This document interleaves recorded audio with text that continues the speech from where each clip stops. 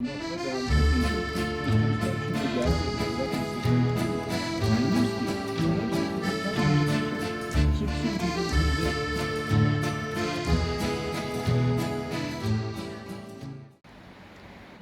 Hoje vamos dar uma olhada em Paris, uma das cidades mais famosas do mundo, com excelente comida e vinhos e muitas atrações, na verdade tantas que não cabem facilmente em poucos dias.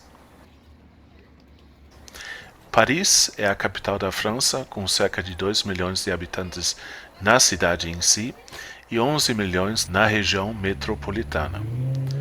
Aproximadamente 25 milhões de turistas visitam a cidade todo ano, entre estes também muitos brasileiros. Assim, os hotéis costumam ser caros e apertados. Mesmo assim, a cidade vale cada centavo, pois tem muito a oferecer. Paris possui uma história muito longa, com o primeiro povoamento já há 3500 a.C.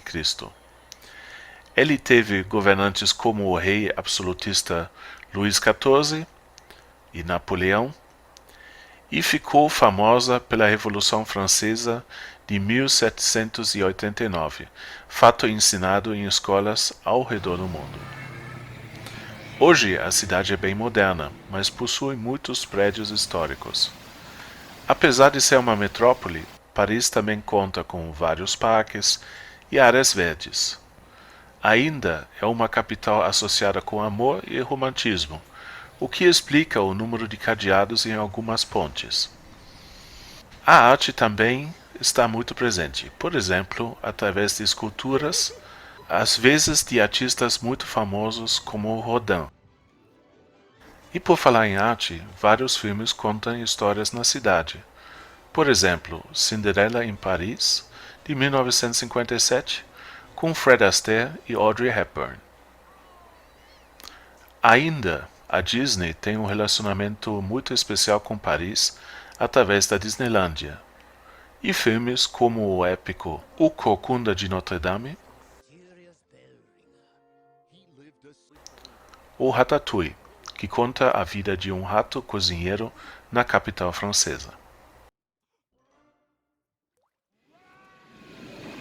Antes de falar de algumas atrações da cidade, recomendamos o uso do metrô e ou trem para se locomover. Transporte que lhe leva rapidinho a quase qualquer lugar de Paris. Muito bom. Porém, quem anda de metrô aqui em Paris, não avisa amigo. Toma um certo cuidado, que olha só o que aconteceu com a gente. quase caímos em uma armadilha no primeiro dia, quando um suposto funcionário de metrô, mal vestido e falando pouco francês, porém com identificação do metrô, nos abordou e quis ver os bilhetes. Ele nos envolveu em uma discussão sem fim para ficar com os nossos bilhetes. Felizmente, achamos alguém realmente do metrô logo em seguida e o ladrão correu. Os bilhetes, aliás, possuem um tamanho bem pequeno e são fáceis de perder ou confundir. Uma maneira de adquirir uma ideia geral das atrações é um relaxante tour de barco no rio Sena, passando por baixo de pontes famosas e ao lado de prédios como o Louvre, a Torre Eiffel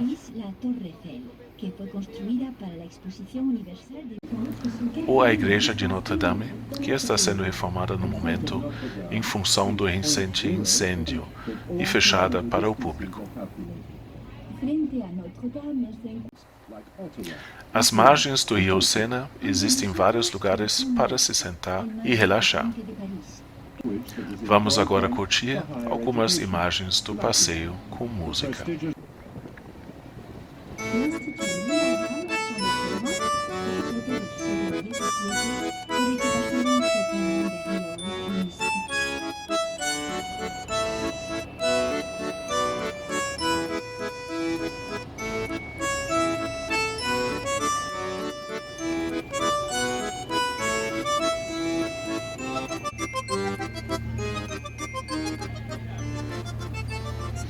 Nosso tour levou cerca de 1 hora E se você tiver problemas com queimaduras solares como eu, não se esqueça do protetor solar. Ainda, as explicações no tour foram dadas em francês, inglês e espanhol. Antes de embarcar, certifique-se dos idiomas utilizados, para evitar que de repente não entenda nada num tour exclusivamente em francês. Algo quase obrigatório em uma visita a Paris é a Torre Eiffel, monumento associado com a cidade do mesmo jeito que o Cristo Redentor com o Rio de Janeiro. E também há uma vista boa da cidade do topo da torre. A visita é paga e às vezes há longas filas, o que nos fez apenas tirar fotos de baixo. Um fato curioso é que a torre, de 324 metros de altura e inaugurada em 1889, era muito polêmica na época, com vários artistas tentando impedir sua construção. O final da história já conhecemos. E a cada ano sobem cerca de 7 milhões de visitantes na atração. Abaixo há esse carrossel, e ela também costuma ser cenário para os mais diversos flash mobs.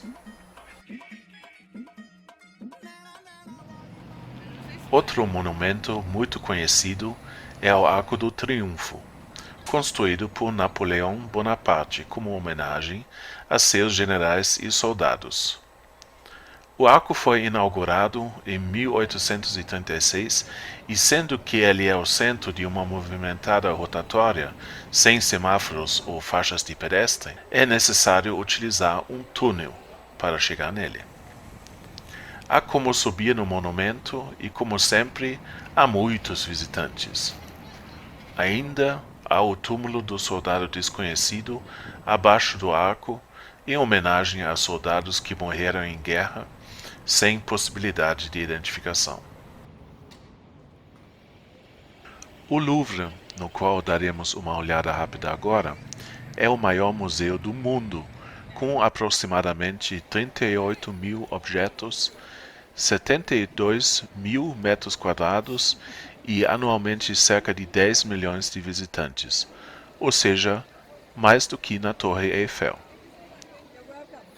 Ele foi originalmente construído como Castelo do Louvre, no século XII, e com o tempo perdeu sua função de defesa, sendo convertido em um museu em 1793, inicialmente com apenas 537 pinturas. O museu de hoje, de fato, é muito grande, tão grande que é impossível ver ele todo em um dia. Há uma série de ambientes e prédios em volta da pirâmide de vidro no centro. Recomendamos comprar ingressos online, pois a fila é bem menor na entrada. Visitamos as exposições. Reinos esquecidos a respeito de culturas antigas, pouco conhecidas, como os hititas e os arameus. Pavilhão Denon, com esculturas e pinturas francesas e italianas, incluindo muitas obras famosas, como o quadro Mona Lisa, de Leonardo da Vinci,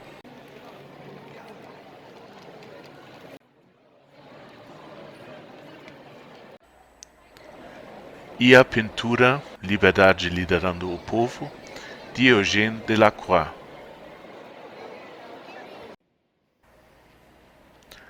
Pavilhão Richelieu, com esculturas francesas de diferentes artistas, pinturas francesas e do norte da Europa.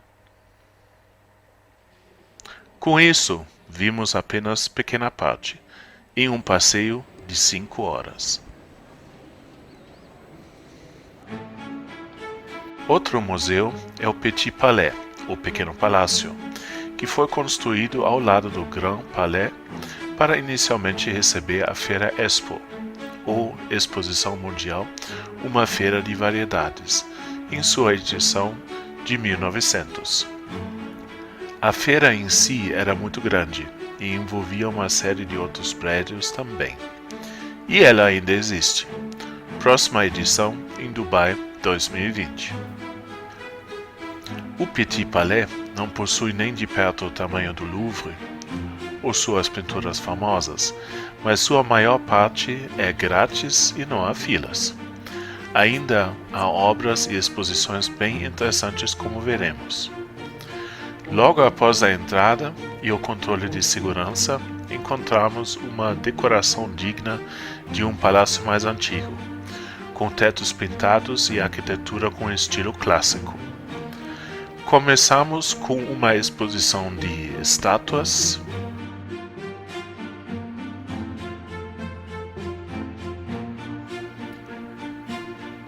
depois objetos de decoração histórica,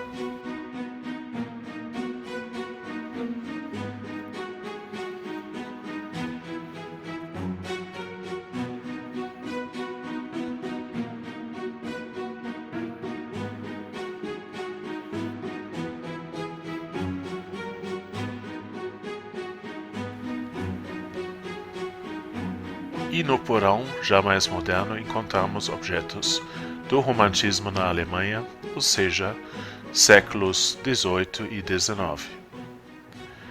Interessante e com certeza valendo a visita. Ficamos num hotel perto da biblioteca François Mitterrand, tendo seu nome de um famoso presidente da França que esteve em exercício de 1981 até 1995, aqui numa foto com Ronald Reagan. Apenas esse fato já revela que a construção foi recente, sendo um complexo que lembra 4 livros abertos com um jardim no meio. A biblioteca é muito grande, com vários andares em cada prédio e interligações de tudo, e ela pode ser visitada. Infelizmente não pegamos as subbibliotecas abertas, chegamos às 19h30, mas até a organização do prédio já deixa claro que se trata de um paraíso para quem gosta de livros. Nas interligações há lugares para sentar, relaxar e ler. Ainda há cartazes e até objetos expelindo os cheiros do jardim. A Ópera de Paris, que possui 2 prédios atualmente, um antigo e um moderno, foi uma dica de amigo nosso. Não para ver espetáculos, mas para ver a arquitetura, que é bem interessante. Visitamos o Palais Garnier, ou seja, o prédio mais antigo dos 2, que, porém, brinca com modernidade em alguns momentos. A sala de espetáculo está toda decorada e lembra cenas do filme Amadeus.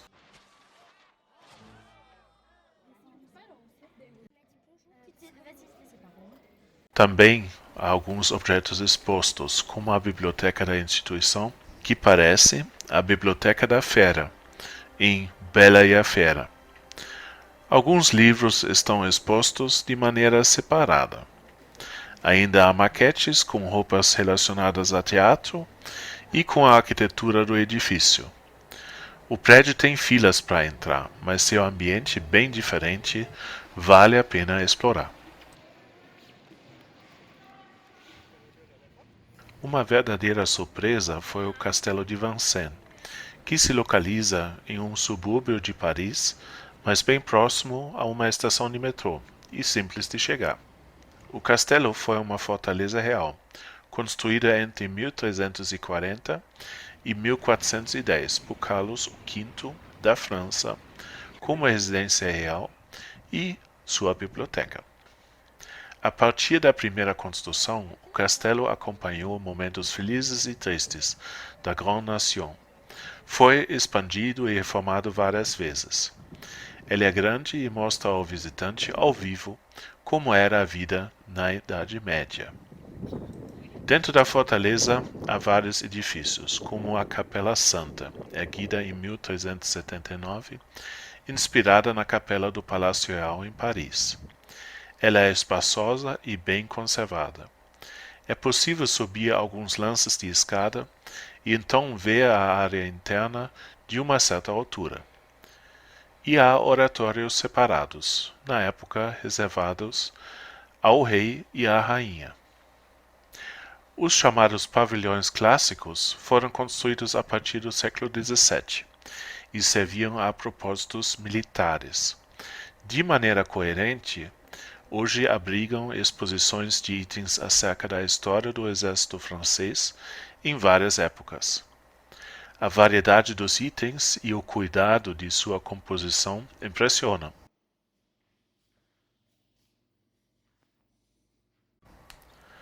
A Grande Torre, então, é uma construção que imaginamos quando pensamos em Idade Média.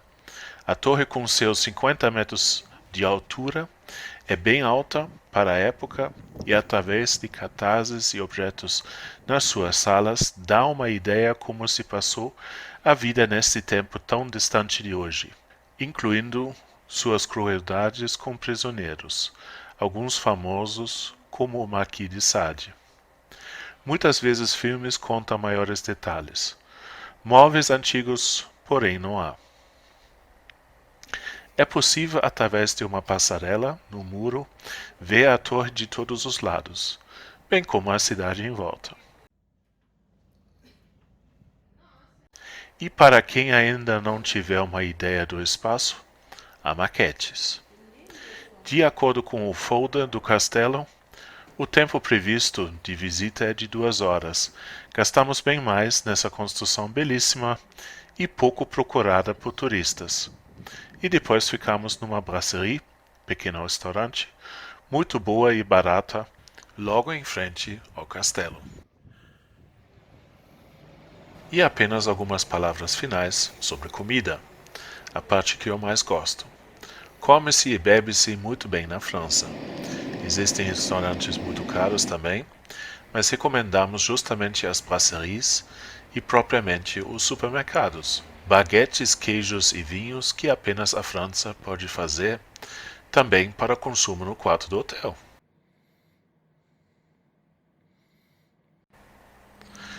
Chegamos ao final do passeio. Vimos apenas pequena parte de Paris, mas espero que tenham gostado mesmo assim. Inscrevam-se no canal e conte para nós suas experiências nessa cidade bonita. Um grande abraço e até a próxima vez.